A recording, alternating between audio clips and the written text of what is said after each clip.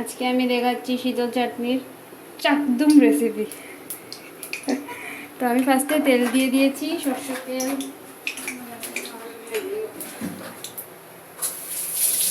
তেলটা একটু গরম হতে দিচ্ছি, এরপর আমি মশলা দিয়ে দেব। এখানে পেঁয়াজ, রসুন আর কাঁচামরিচ পেস্ট করা আছে,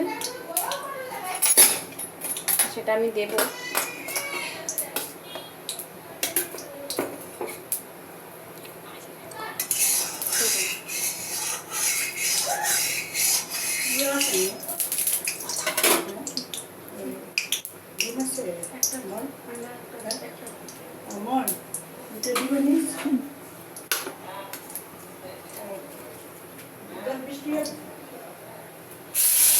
এখানে আমি পেস্টগুলো দিয়ে দিচ্ছি।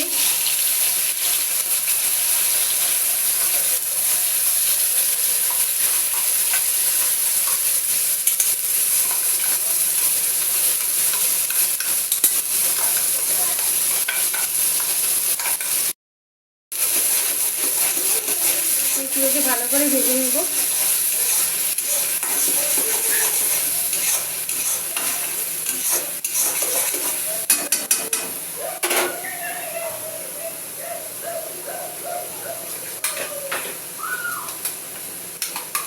এটা একটু হালকা পেস্ট হলে আরও ভালো হয়, তাহলে পেঁয়াজের সেন্টটা খুব ভালো আসে।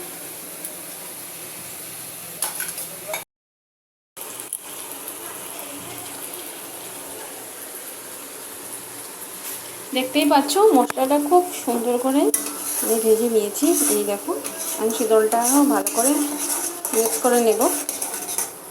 শীতলটা খুব সুন্দর একটা সেন্ট বেরিয়ে গেছে। আমি একটু পেস্টটা একটু বেশি করে নিয়েছি, তোমরা চাইলে পেস্টটা একটু কমিয়ে করতে পারবে। মানে যে পেঁয়াজ রসুনের পেস্টটা একটু কম পেস্ট হলে স্মেলটা আরও বেশি ভালো আসে, খেতে খুব ভালো লাগে।